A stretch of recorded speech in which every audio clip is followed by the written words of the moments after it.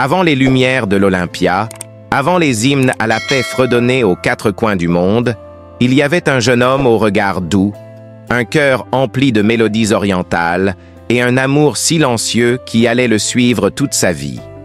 Son nom, Gaston Grenacia, que le monde connaîtra plus tard sous le nom d'Enrico Macias.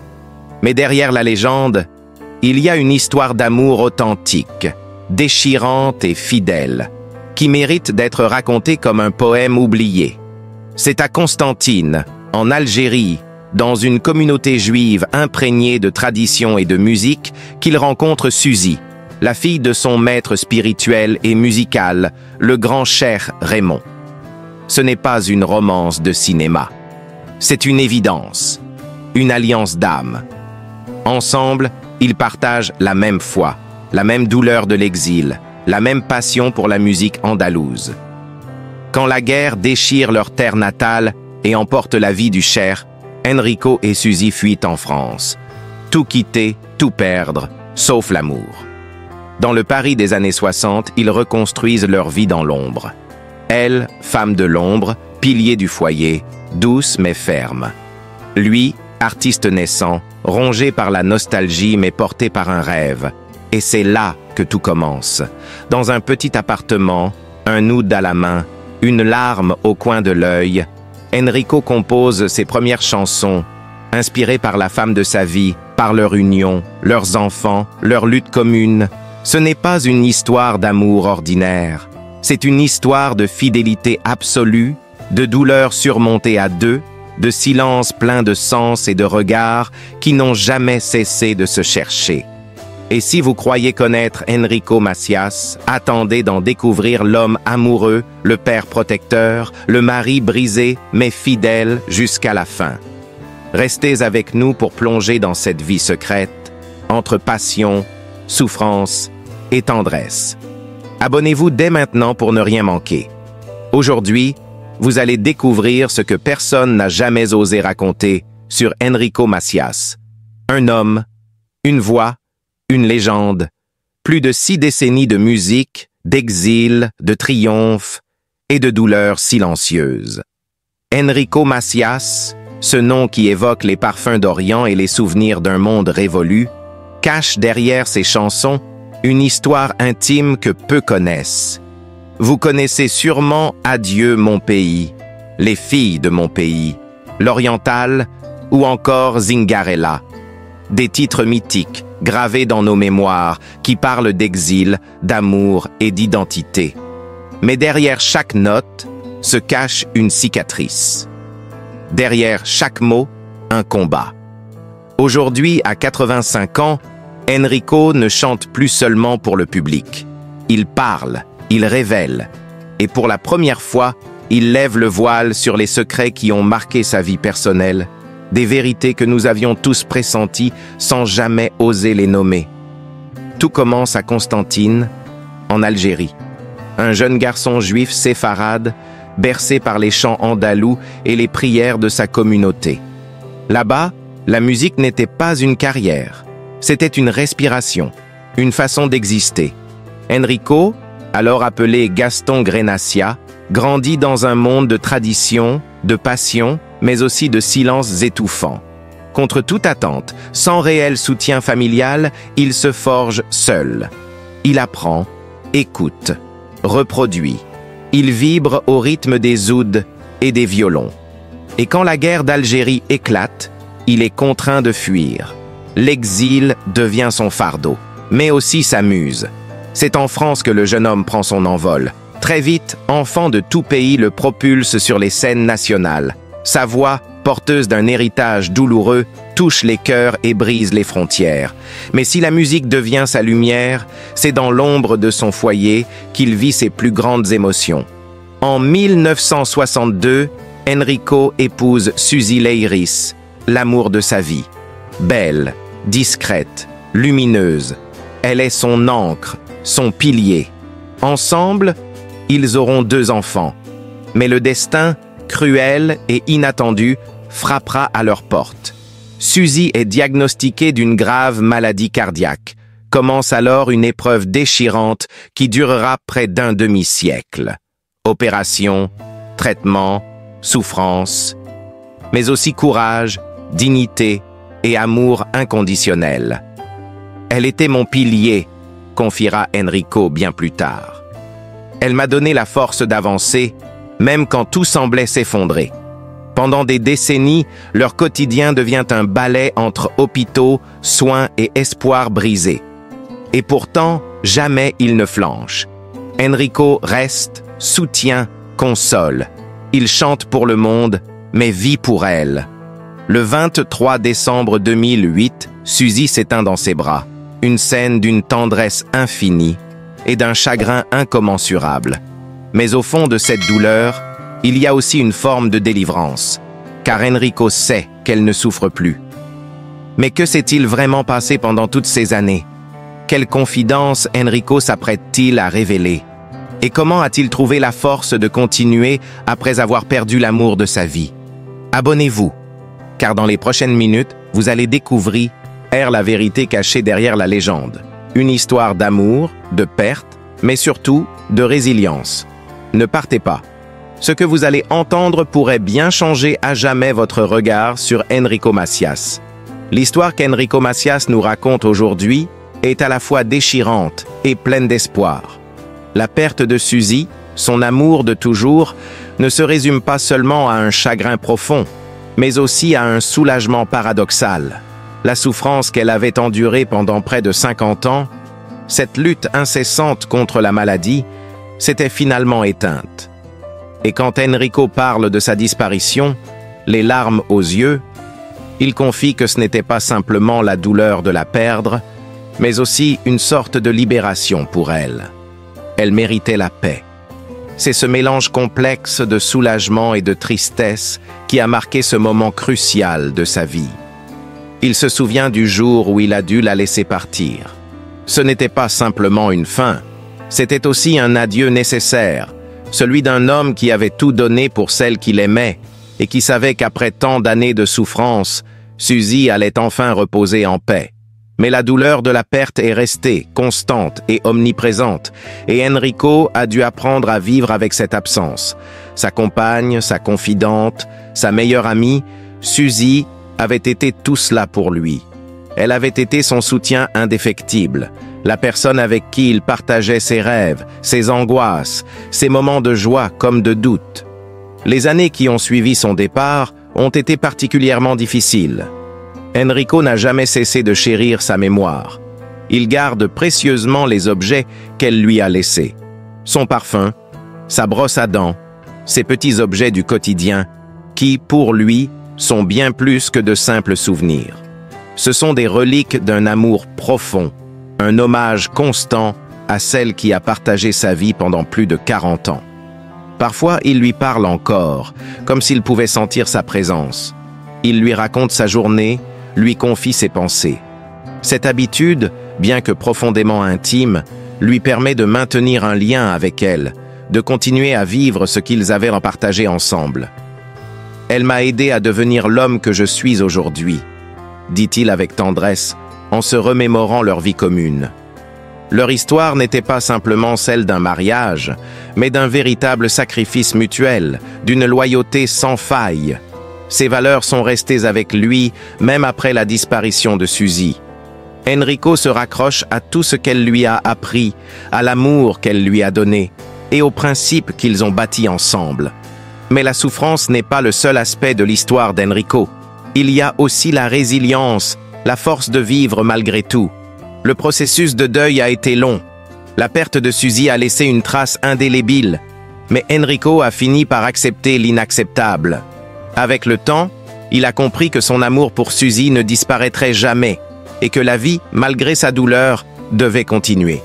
La paix, certes difficile à atteindre, a fini par s'installer dans son cœur. Cependant, la tragédie ne s'arrête pas là.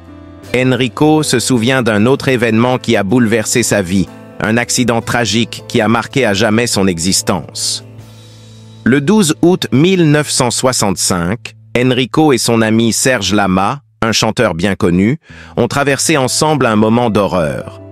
Alors qu'ils se trouvaient en tournée avec Jean-Claude Grenassia, le frère d'Enrico, et Liliane Benelli, leur voiture a été victime d'un terrible accident. Le choc a été terrible, emportant la vie de Jean-Claude et Liliane. Serge, gravement blessé, a dû lutter pour sa survie. Pour Enrico, cet événement a été un tournant. « J'avais peur que Serge m'en veuille », avoue-t-il, pensant à son frère qui était au volant de la voiture. Mais Serge ne lui en a jamais voulu. Au contraire, cet accident tragique a renforcé l'amitié entre les deux hommes, cimentant une relation indestructible. Pendant la convalescence de Serge, Enrico est resté à ses côtés, ne pouvant s'empêcher d'admirer la force de son ami. Serge, bien qu'ayant subi de lourdes blessures, a fait preuve d'une résilience hors du commun. Il a traversé cette épreuve avec une détermination sans faille et au lieu de se laisser définir par cette tragédie, il a poursuivi sa carrière musicale avec encore plus de passion, émergeant de cette épreuve plus fort que jamais. Enrico, qui a été témoin de la transformation de son ami, témoigne de l'admiration qu'il lui porte. C'est un homme courageux, toujours prêt à surmonter les défis sans jamais se laisser abattre par son passé. Cette épreuve commune a forgé un lien indestructible entre les deux artistes, un lien qui va au-delà de l'amitié, fondé sur une solidarité sans faille face à l'adversité. Ainsi, entre la perte d'un amour et la traversée d'une tragédie, Enrico Macias s'est forgé une résilience incroyable. Son parcours est celui d'un homme qui, face à la douleur, n'a jamais abandonné, trouvant dans chaque épreuve une force nouve, elle pour continuer à avancer. En 2007, Enrico Macias et sa femme prenaient une décision audacieuse qui allait transformer leur avenir financier. Avec une confiance presque naïve, ils empruntèrent la somme de 35 millions d'euros à Landbanki Luxembourg, la filiale luxembourgeoise d'une banque islandaise. Ce prêt était garanti par leur villa à Saint-Tropez, l'un de leurs biens les plus précieux. 9 millions d'euros étaient alloués à la rénovation de cette somptueuse propriété, tandis que le reste des fonds était investi par la banque dans des fonds spéculatifs à haut risque, une stratégie risquée mais potentiellement lucrative. Cependant, la finance est un jeu cruel et imprévisible. En 2008, la crise financière islandaise frappa durement, dévaluant les investissements et mettant Landbanki dans une situation désastreuse. La banque sombra dans des difficultés financières profondes et, en fin de compte, fut liquidée. Les liquidateurs saisirent alors ce qu'ils considéraient comme la garantie. La villa d'Enrico. Ce fut le début d'une bataille juridique qui allait durer des années, un combat dont les enjeux allaient bien au-delà de l'argent. Enrico, obstiné et déterminé, refusa de se laisser faire. « Je garderai la villa. Ils ne me l'enlèveront jamais », clama-t-il avec une fermeté qui allait devenir sa marque de fabrique. Le jugement rendu par un tribunal luxembourgeois en 2014, l'obligeant à rembourser 30 millions d'euros, fut un coup dur. Mais rien n'arrêterait Enrico. Il intenterait une nouvelle action en appel, un bras de fer juridique où chaque décision semblait se retourner contre lui. L'histoire prit une tournure dramatique lorsque, en 2017, la Cour d'appel du Luxembourg confirma le jugement et que la tentative d'Enrico de porter l'affaire devant la Cour suprême fut rejetée. Mais Enrico Macias n'abandonna pas. Il déposa une plainte en France, accusant Landbanki de fraude. Ce fut une nouvelle étape dans cette longue épreuve. Dans une audience d'ouverture en mai 2017, Enrico parla avec émotion du fardeau que cette bataille avait représenté pour lui. Pendant 10 ans, j'ai vécu dans la peur de perdre ce seul bien que je possède, confia-t-il. J'ai travaillé près de 50 ans pour me permettre de vivre dans une villa aussi belle. Ces mots résonnèrent dans l'assistance, un mélange de douleur et de résilience qui incarnait parfaitement l'homme qu'il était devenu. Sa détermination, sa foi inébranlable en la justice et son amour pour cette villa, sa maison, étaient désormais un combat personnel, un ultime défi qu'il n'était pas prêt à laisser partir sans tout donner. Cette bataille juridique n'était pas seulement celle d'un homme contre un système financier. C'était une lutte pour préserver un rêve, une vie construite sur des décennies de travail acharné. Et tandis que la guerre judiciaire se poursuivait, Enrico restait fidèle à son vœu. Il garderait la villa contre vent et marée. À 85 ans, Enrico Macias continue d'écrire sa légende, mais dans l'ombre de sa carrière exceptionnelle, une réalité plus sombre émerge. L'homme qui a marqué la scène musicale française de son empreinte indélébile vit aujourd'hui des combats bien différents. Son parcours, teinté de triomphes éclatants et de tragédies poignantes, prend un tournant inattendu alors que sa santé se détériore progressivement. En 2024, les mauvaises nouvelles s'enchaînent pour l'artiste. En raison de soucis de santé, il se voit contraint d'annuler ou de reporter plusieurs concerts, une décision lourde de conséquences pour un homme qui a consacré sa vie à la musique et à ses fans. Mais dans un élan de résilience qui le caractérise, Enrico, fidèle à sa réputation de battant, fait savoir qu'il ne compte pas arrêter de chanter tant qu'il en aura la force. « Tant que je peux chanter, je chanterai », déclare-t-il avec une conviction qui touche tous ceux qui l'écoutent. Cependant, derrière cette détermination, se cache un homme qui, à 85 ans, se trouve face à l'inexorable passage du temps. Les années n'ont pas été tendres avec lui, et même s'il refuse de se laisser abattre, il admet que son corps a changé. Les soucis de santé deviennent de plus en plus présents, et son énergie, bien qu'encore vibrante, est mise à l'épreuve. Enrico a toujours vécu selon un principe. Je ne me concentre pas trop sur le régime ou le mode de vie. Je suis une personne insouciante. Tant que je suis vivant, je vis. C'est ainsi qu'il vit sa vie, sans se soucier des limitations physiques, sans se concentrer sur les signes du vieillissement. Il a toujours préféré regarder la vie du bon côté, offrant à son public une énergie contagieuse et une passion intacte pour la musique. Le public ne voit pas l'homme vieillissant, mais l'artiste qui continue de vibrer, qui reste fidèle à lui-même et à sa musique. Et malgré les épreuves physiques, Enrico Macias, avec son attitude insouciante et sa vision positive de la vie, trouve encore la force d'admirer la nouvelle génération d'art, Istes. Il évoque avec une tendresse particulière des jeunes talents comme Benabar et Kenji Girac, qu'il appelle le nouveau Enrico Macias. C'est une belle métaphore de son héritage, un pont entre l'ancienne et la nouvelle scène musicale. Bien qu'il n'ait plus l'énergie de ses jeunes années, Enrico ne se laisse pas éclipser par l'âge. Sa musique vit et son influence, intangible, continue d'inspirer. Mais derrière cette façade d'optimisme, une autre bataille fait rage. Celle des années difficiles qu'il a vécues au cœur de la crise financière de 2008. Loin de l'éclat des scènes, Enrico a été pris dans une tourmente juridique et financière complexe qui a failli lui coûter sa villa de Saint-Tropez. Un prêt de 35 millions d'euros à Landbanki Luxembourg et la crise qui a déstabilisé cette banque ont plongé Enrico dans une guerre judiciaire sans fin. Ce combat n'a pas seulement été financier, mais aussi émotionnel, le forçant à se battre pour sa maison, pour sa dignité. La bataille s'est prolongée pendant des années, avec des revers juridiques à répétition, et en 2017, malgré tous ses efforts, la Cour d'appel luxembourgeoise confirma une décision défavorable. Mais Enrico, implacable, continua de lutter, clamant haut et fort « Je garderai la villa, ils ne me l'enlèveront jamais ». Cette détermination est devenue le symbole de son combat, un témoignage de sa résilience face à l'adversité. Il a été déçu par la justice, mais jamais par sa propre force de caractère. Finalement, en 2021, une petite victoire a émergé de ce chaos juridique. La Cour européenne des droits de l'homme a accordé une indemnisation à Enrico, mais la guerre était loin d'être finie. Enrico a prouvé qu'il n'était pas un homme facile à abattre, que ce soit face aux démons de la vieillesse ou face à une crise financière mondiale.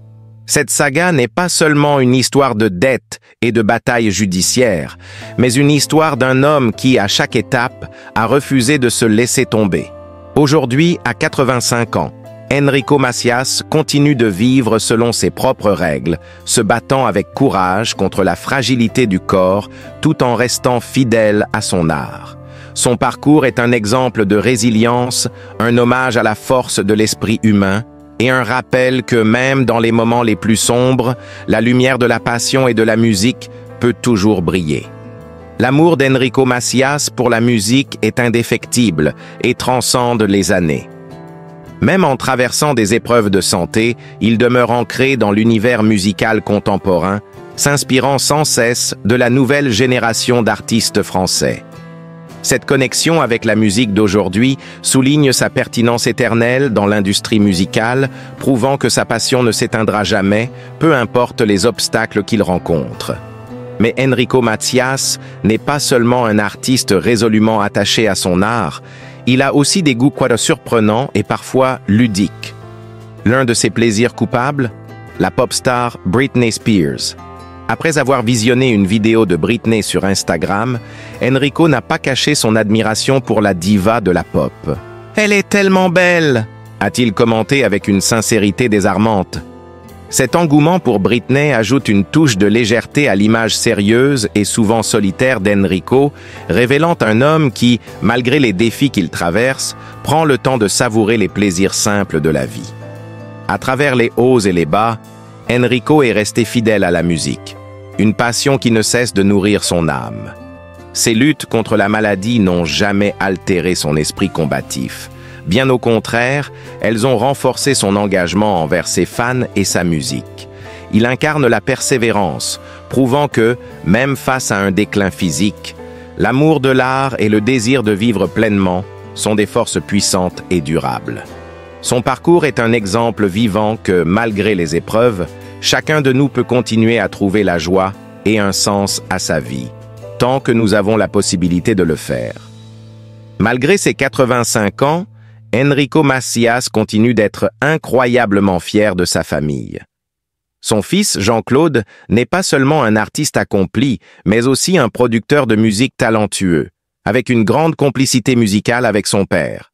Sa fille, Josia, possède également une voix exceptionnelle et poursuit brillamment la lignée musicale familiale. Mais le plus jeune héritier d'Enrico, son petit-fils Simon, a pris le monde de la musique d'assaut en 2021 avec sa chanson « Paris ». Enrico ne tarit pas d'éloges à son sujet. « Simon est la prochaine star de la musique dans notre famille », dit-il avec une fierté indiscutable. En conclusion, le voyage à travers la vie d'Enrico Macias nous laisse une impression profonde. Un homme dont l'héritage est bâti sur la résilience, la passion et l'engagement envers son art. Sa musique a marqué des générations et continue d'inspirer. À 85 ans, son parcours est loin d'être terminé et nous pouvons en Bécor espérer découvrir de nouveaux moments magiques et de nouvelles mélodies. Mais maintenant, c'est à vous de partager vos pensées. Quelle est votre chanson préférée d'Enrico Macias? Y a-t-il un morceau qui vous touche particulièrement? N'hésitez pas à nous laisser vos commentaires ci-dessous. Et si vous avez aimé cette vidéo, n'oubliez pas de liker, de partager et de vous abonner pour ne manquer aucune de nos histoires incroyables du monde de la musique. Restez à l'écoute pour encore plus de contenu passionnant. Enrico Macias, de son vrai nom, Gaston Grenacia, est né le 11 décembre 1938 à Constantine, une ville située dans le nord-est de l'Algérie, alors colonie française. Sa jeunesse a été marquée par un mélange d'influences culturelles, sociales et familiales qui allaient façonner sa carrière et son parcours artistique. Enrico a grandi dans une famille juive algérienne et ses racines orientales ont largement influencé la musique qu'il allait plus tard offrir au monde. Retour sur l'enfance d'Enrico Macias, un voyage à travers ses premiers pas, ses passions et les événements qui ont façonné l'homme et l'artiste. Constantine, avec ses rues étroites et ses montagnes spectaculaires, était une ville d'une grande richesse culturelle et historique. C'est là, dans ce décor pittoresque, qu'Enrico a grandi. La famille Grenacia, bien que modeste, était une famille unie et très respectueuse des traditions.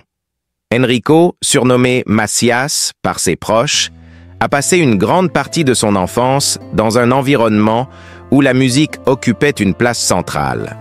Son père, Salim Grenacia, était un violoniste talentueux, et sa mère, Malka, aimait chanter des chansons traditionnelles juives. La musique était une véritable langue dans cette famille, et Enrico a été bercé par les mélodies orientales, les rythmes du raï et les chants populaires qui résonnaient souvent dans la maison familiale. Très jeune, Enrico est sensible à cette musique qui se joue dans les salons de son quartier. La culture juive d'Afrique du Nord, avec ses chants et ses danses, a pris racine dans son cœur. Dès son plus jeune âge, Enrico manifeste un goût prononcé pour la musique. C'est à l'âge de 6 ans qu'il commence à apprendre à jouer de la guitare, un instrument qui allait devenir son compagnon fidèle tout au long de sa carrière. L'école ne l'intéresse guère, et c'est dans la musique qu'il trouve sa véritable passion. À l'âge de 10 ans, il fait ses premiers pas sur scène en jouant pour la famille et les amis. C'est à travers ces petites représentations qu'il trouve une première reconnaissance, ce qui renforce son désir de poursuivre dans cette voie. Mais la guerre d'Algérie, qui débute en 1954, change tout pour Enrico et sa famille. Alors qu'il est adolescent, la violence et les tensions politiques affectent profondément son quotidien. Les Grenacia, comme de nombreux autres juifs d'Algérie, se retrouvent pris dans la tourmente de cette guerre d'indépendance qui secoue le pays. Les familles juives sont confrontées à une situation de plus en plus intenable, et le climat devient dangereux pour eux.